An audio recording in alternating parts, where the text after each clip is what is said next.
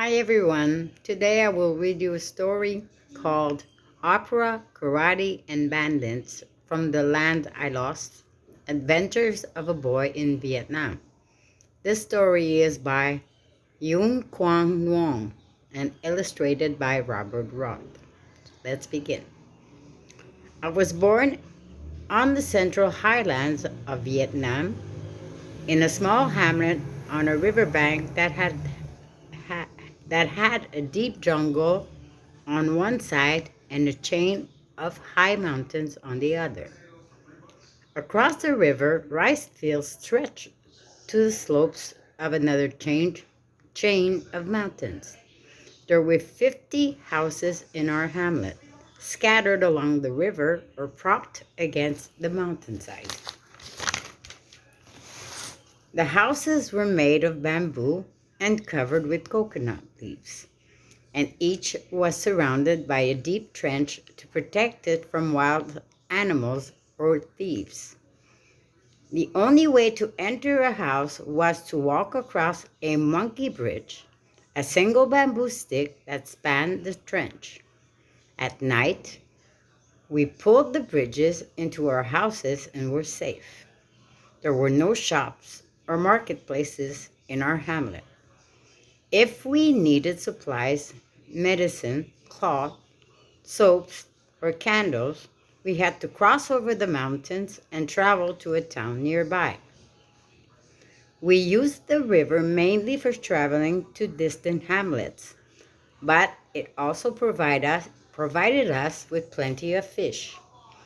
During the 6 month rainy season, nearly all of us helped plant and cultivate fields of rice, sweet potatoes, Indian mustard, eggplant, tomatoes, hot peppers, and corn.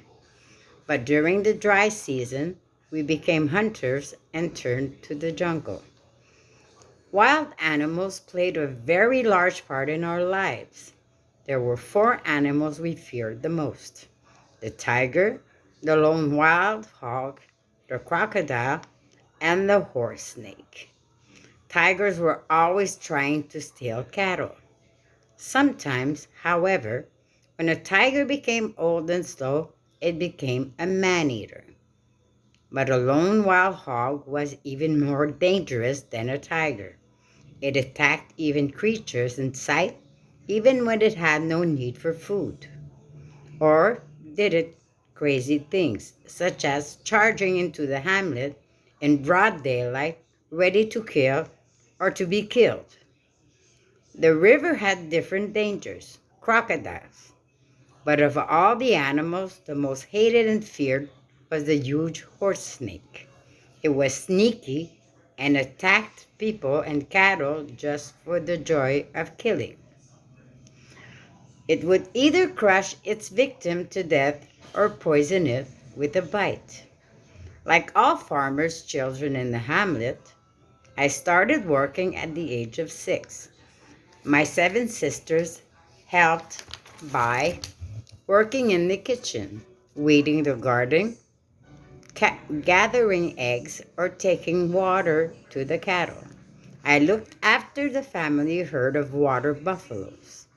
Someone always had to be with the herd because no matter how carefully a water buffalo was trained, it always was ready to nibble young rice plants when no one was looking. Sometimes, too, I fished for the family while I guarded the herd, for there were plenty of fish in the flooded rice fields during the rainy season. I was 12 years old when I made my first trip to the jungle with my father. I learned how to track game, how to recognize useful roots, how to distinguish edible mushrooms from poisonous ones. I learned that if birds, raccoons, squirrels, or monkeys had eaten the fruits of certain trees, then those fruits were not poisonous. Often they were not delicious, but they could calm a man's hunger and thirst. My father, like most of the villagers, was a farmer and a hunter depending upon the season. But he also had a college education. So in the evenings, he helped to teach other children in our hamlet, for it was too small to afford a professional school teacher. My mother managed the house, but during the harvest season, she could be found in the fields, helping my father get the crops home. And as the wife of a hunter, she knew how to dress and nurse a womb and took good care of her husband and his hunting dogs. I went to the lowlands to study for a while because I wanted to follow my father as a teacher when I grew up. I always planned to return to my hamlet to live the rest of my life there. But war disrupted my dreams. The land I loved was lost to me forever. These stories are my memories. When she was 80 years old, my grandmother was still quite strong. She could use her own teeth to eat corn on the cob or to chew on sugar plants to extract juice from them.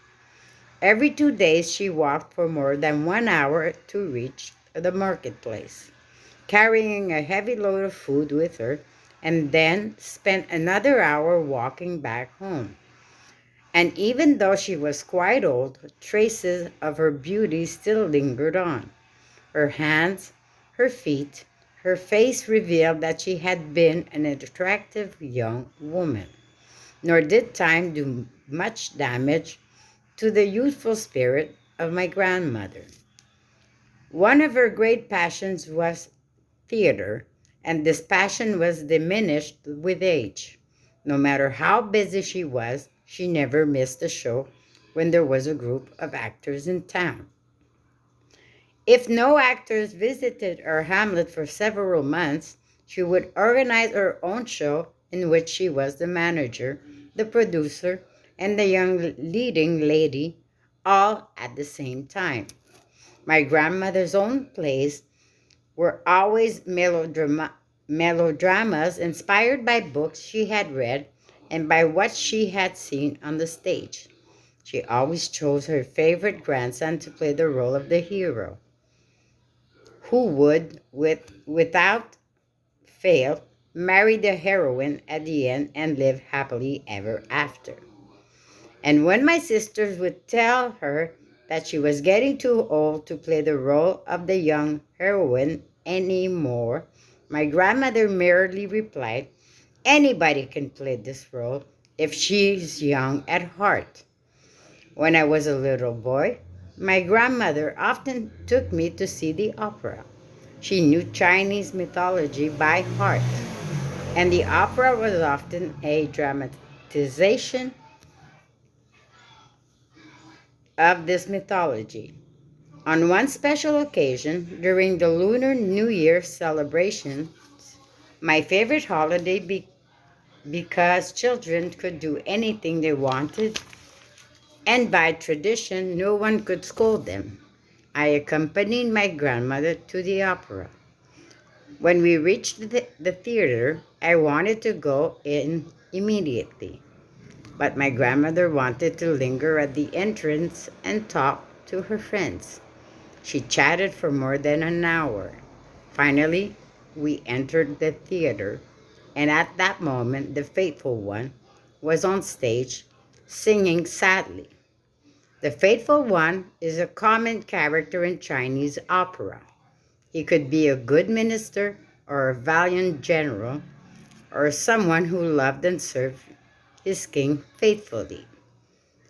But in the end, he is unjustly persecuted by the king, whose opinion of him has been changed by the lies of the flatterer, another standard character. When my grandmother saw the faithful one on stage, she looked upset and gave a great sigh. I was too interested in what was happening to ask her the reason, and we spent the next 5 hours watching the rest of the opera. Sometimes I cried because my grandmother cried at the pitiful situation of the faithful one. Sometimes I became as angry as my grandmother did at the wickedness of the flatterer. When we went home that night, my grandmother was quite sad. She told my mother that she would have bad luck in the following year because when we entered the theater, the faithful one was on stage. I was puzzled. I told my grandmother that she was confused. It would be a good year for us because we saw the good guy first. But my mother said, "No, son. The faithful one always is in trouble, and it takes him many years to vindicate himself. Our next year is going to be like one of his bad years." So, according to my mother's and my grandmother's logic, we would have been much better off in the new year if we had been lucky enough to see the villain first. My grandmother had married a man whom she loved with all her heart, but who was totally different from her. My grandfather was very shy, never laughed loudly, and always spoke very softly. And physically, he was not as strong as my grandmother. But he excused his lack of physical strength by saying that he was a scholar. About 3 months after their marriage, my grandparents were in a restaurant and a rascal began to insult my grandfather because he looked weak and had a pretty wife. At first, he just made insulting remarks such as, "Hey, wet chicken, this is no place for a weakling."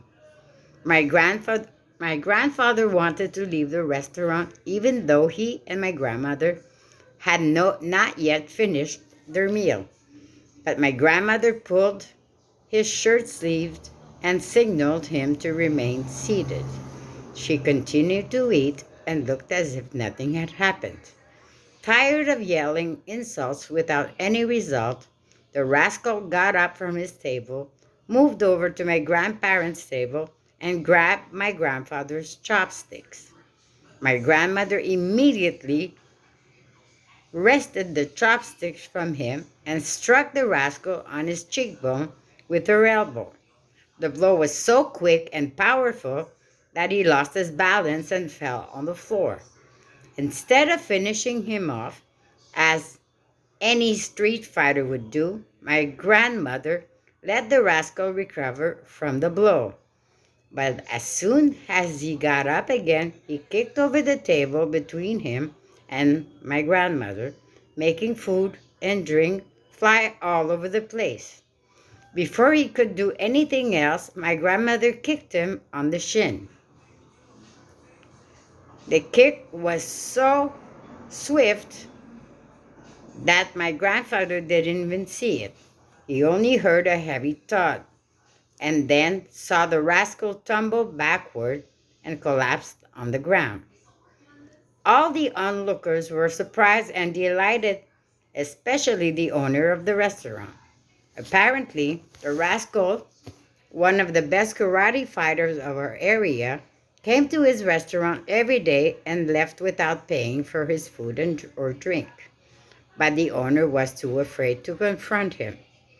While the rascal's friends tried to revive him, everyone else surrounded by my grandmother and asked her who had taught her karate. She said, "Who else?" "My husband." After the fight at the restaurant, people assumed that my grandfather knew karate very well but refused to use it for fear of killing someone. In reality, my grandmother had received special training in karate from my great uncle from the time she was 8 years old. Anyway, after that incident, my grandfather never had to worry again. Anytime he had some business downtown, people treated him very well. And whenever anyone happened to bump into him onto the street, they bowed to my grandfather in a very respectful way. When my father was about 10 years old, a group of bandits attacked our house.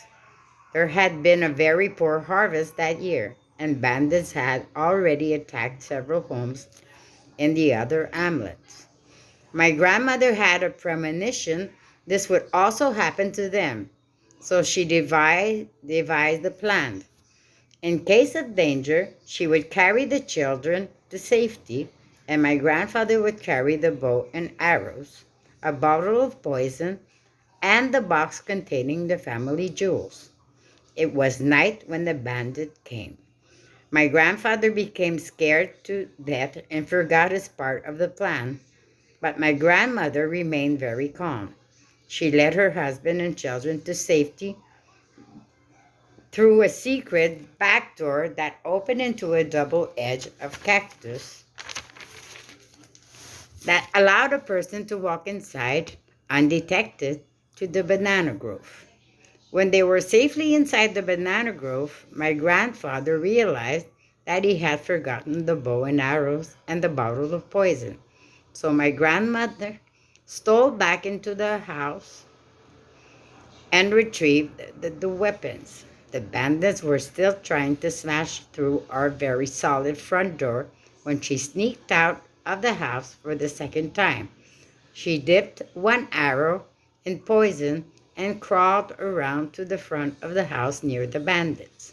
But upon second thought, she put the poison arrow aside and took another arrow and carefully aimed at the leg of the bandit leader. When the arrow hit his thigh, the bandit let out a loud cry and fell backward. The night was so dark that none of the bandits knew where the arrow had come from. And moments later, friends started arriving and began to attack them from the road in front of her house. The bandits panicked and left in a hurry, but my grandmother spent the rest of the night with her family in the banana grove, just in case the bandits came back. When my grandmother became older, she felt sick once in a while. Before the arrival of the doctor, she would order everybody in the house to look sad.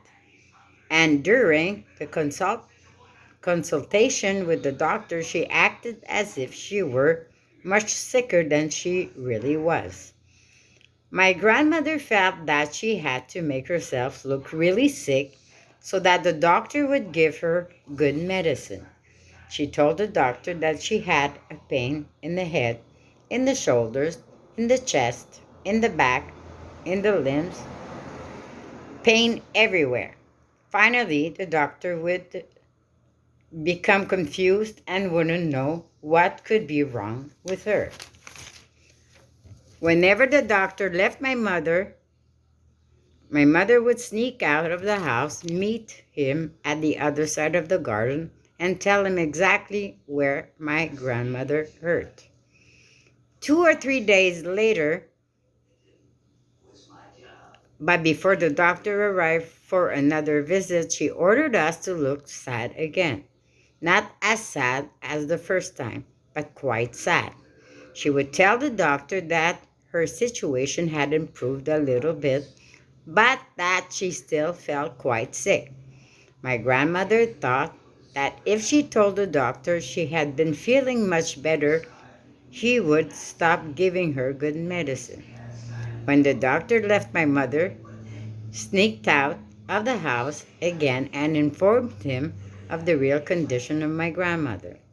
I don't think my grandmother ever guessed it was my mother's report to the doctors and not her acting that helped her get well. One morning, my grandmother wanted me to go outside with her. We climbed a little hill that looked over the whole area, and when we got to the top, she looked at the rice field below, the mountain on the horizon, and especially at the river. As a young girl, she had often brought her herd of water buffaloes to the river to drink while she swam with the older children of the village. Then when then we visited the graveyard where her husband and some of her children were buried. She touched her husband's tombstone and said, "Dear, I will join you soon." And then we walked back to the garden, and she gazed at the fruit trees her husband had planted a new one for each time she had given birth to a child. Finally, before we left the garden, my sister joined us, and the two of them fed few ducks swimming in the pond. That evening, my grandmother did not eat much of her dinner. After dinner, she combed her hair and put on her best dress. We thought that she was going to go out again, but instead, she went to her bedroom and told us that she didn't want to be disturbed. The family dog seemed to sense something was amiss, for he kept looking anxiously at everybody and whined from time to time. At midnight, my mother went to my grandmother's room and found that she had died with her eyes shut, and if she were sleeping normally. It took me a long time to get used to the reality that my grandmother had passed away. Wherever I was, in the house, in the garden, out on the fields, her face always appeared so clearly to me. And even now, many years later, I still have the feeling that my last conversation with her has happened only a few days before. The end. Hope you liked it. Remember that you need to read it. Look at the video and read, and you will get better. So thanks and bye.